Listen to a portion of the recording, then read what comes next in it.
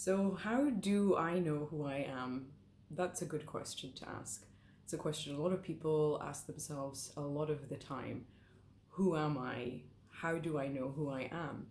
So, your view of yourself is constructed of lots of things. It's constructed of the things you were taught as a child, it's constructed of the way you receive information from other people, and of course, that's heavily influenced by the type of people that you hang out with.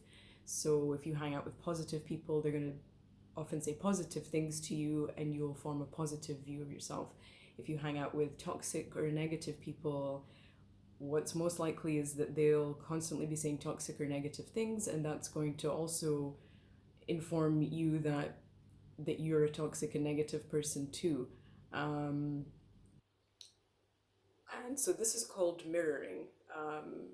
Mirroring is when somebody reflects to you what they see or observe about you. So if you're, like, for example, if you're a little child and you make a macaroni beautiful macaroni masterpiece, piece of art, and hand it to your mother and say, "Mommy, I made this for you." And she says, "Oh, how wonderful! You're such an artist. You're so creative. And you're also so thoughtful." That little child version of you is going to go away thinking that you're creative and that you're thoughtful. That's what attunement is. When somebody sees who you are and they respond according to what they observe of you, and that they have to observe you objectively. It can't be that they're projecting, or if they're in a bad mood, then they respond to you negatively. It has to be a neutral response. So that's how you get positive mirroring, and that's how you know who you are. Um, it's just little things like that that help you to know who you are. And then also, as you get older, you can decide um, that you like certain qualities about yourself more and certain qualities about yourself less, and you can work on the things that you like less. And the things that you like more, you can enhance them, do more of them, or you can altogether just observe qualities in other people or even in fictional characters, Captain America, whatever. You can observe qualities that you really admire and that you really like and that you would like to have within yourself, and then you can develop, find a way to make those qualities a part of you through your actions or words or through your career or whatever it is, and that can be who you are as well. However, one thing to note is that we are never just one thing. We are not black or white. We are not good or bad. Everybody is a mixture of very many things. So that's very important to note. Um, so again, if we return to the hanging out with toxic people, or having the unfortunate circumstance of growing up in a toxic environment, um, someone's constantly saying to you that you're bad or constantly putting you down, so you interpret that as you being bad, and therefore not good. You will form an opinion of yourself, or you'll form a view of yourself that is often really quite inaccurate, because, and even let's say it is true that you do have quite a few bad qualities, and I don't like to say bad, but let's just use that word, quite a few not so great qualities. Even if that is true, that doesn't make you all bad. It doesn't make you a sack of shit. Like, not everyone, um, not every, no, I don't want to say not everyone. I mean, no one is only just one thing. So again, if we come back to attunement and mirroring, if you do have a negative view of yourself, there are many things that you can do about that. And of course, having a negative view of yourself doesn't necessarily mean that there's anything wrong with you. But there are many things that you can do to change your view of yourself, which I talked about in the last video. One of them was affirmations. But in this video, I want to talk about attunement, and I want to talk about healthy mirroring. So if we return to the example of the macaroni masterpiece, try to observe now in your present life, in your adult life, when you do something for someone, what is their response to you? If they make a positive observation, if they say something nice to you, or if they just show gratitude or appreciation in any way, you want to hang out with that kind of person, because that kind of person is going to reflect to you what the positive things are within you, and it's going to make you feel better about yourself, and it's also going to make you want to do these positive things more often and strengthen that aspect of yourself. If you find that you're in a relationship, or with a partner, or relationships with your friends, relationships with your family, relationships at work, where you feel unnoticed, you feel like nobody really gets you, nobody really sees you. One reason for that could be that this is an issue of attunement. So those people who don't really see you and don't really get you are not attuned people. They don't observe anyone, not just you. They don't observe anyone that's in front of them as they are. So one way for you to help, I mean, you can't always remove yourself from these situations, although if you can, that's a good place, that's a good way to start. But you can't always change your job immediately. Sometimes if you're in a relationship, you can't really do very much about it. Like right now, maybe you can make a plan to do something about it, or you can have a discussion with your partner if that's going to work. Sometimes with family members, no matter what you explain to them or what you say to them, their habits and their behaviors never change, so it's always going to impact you negatively. However, what you can do is be more attuned to yourself. You can do that for you. All of these things don't have to come from other people. Who you believe you are has come from other people, of course. However, you can change that from this point going forward. You can start to be more attuned with yourself. You don't have to wait for somebody to notice you. You can actually notice yourself. Now, this is a key thing in personal development and having a good relationship with yourself, is to actually ask yourself, hey, who am I if I remove all of the ideas that I've received from other people, positive or negative? Who am I if I take away my job, my title? Who am I if I remove all of the labels that I have on myself, whatever they are? Who am I? Who am I at the core? And that's how you can start being more attuned with yourself. You can ask yourself, who am I? And answer. What is the answer? I don't have the answer for you. You have the answer. Everybody has the answer for their own life within themselves. It's in there somewhere, and you have to access it. And you can, one of the ways of accessing it is to actually notice yourself. Don't ignore yourself. Just because other people are ignoring you, it doesn't mean you also have to ignore yourself. You can carve out some time, any amount of time in the week, just to sit there and reflect. Hey, who am I? What do I really like? What do I like to do?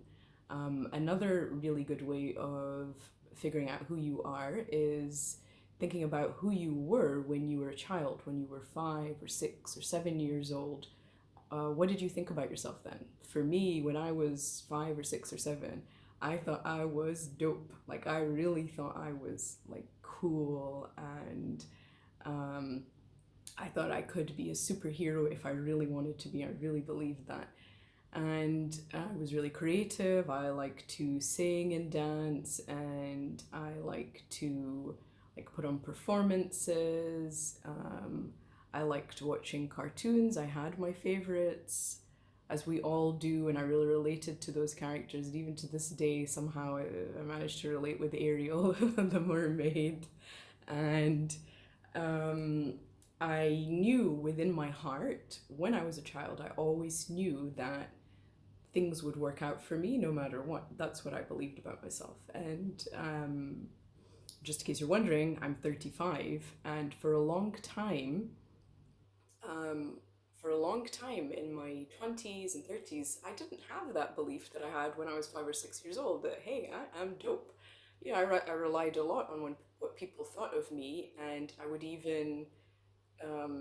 I would even refer to myself in the tone of what someone else would refer to me in. So I might say, "Oh, my parent says this about me," or "My whoever says that about me," instead of talking authentically from my true self. What do I say about me? Not what do they say about me. What do I say about me? And working with that, not working with what other people say about me. Because that's not going to lead to any sort of sustainable level of happiness if you're always going on what other people think or say about you.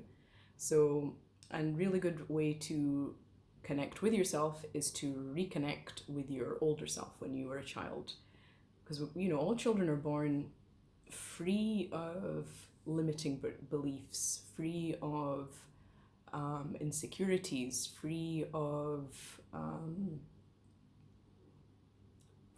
the burden of not really knowing who they are, because children do know who they are. And it's unfortunate that a lot of times that kind of gets pushed to the side or knocked out of you one way or another. You're told to shut the fuck up and be like everyone else. One way or another. It doesn't necessarily have to be in a toxic way or in a malicious way. It doesn't have to be that you grew up in a house where your parents were mean or rude to you. It really doesn't have to be the case, although oftentimes it is. But the point is, the world that we live in does really force people to conform in one way or another.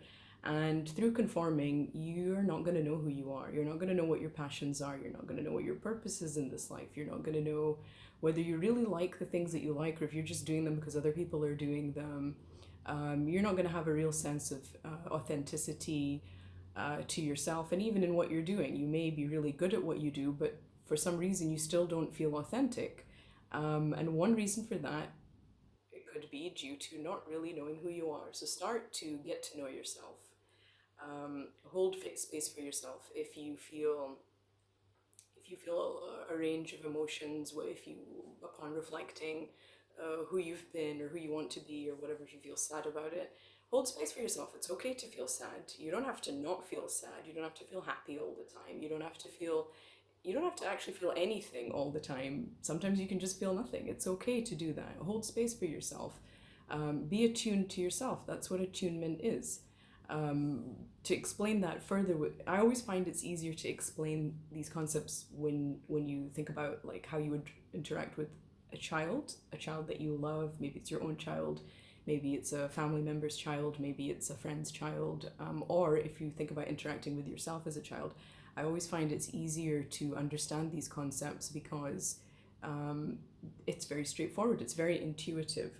So when it comes to holding space, think about a child who, let's say you went to McDonald's and you got a Happy Meal and they didn't have the toy that that kid wanted. They only had like the other type. So that kid starts to cry because they're upset and sad. What do you do? What do you do in that situation? hmm so what you ought to do is to hold space. Holding space does mean to just allow the emotion to happen. They're upset that they didn't get their toy. That's all there is to it. And they're expressing that. They're expressing that through sadness. They might express it through anger, a child's version of anger, which is to throw a tantrum or something. But whatever it is, they're just expressing how they feel about the situation.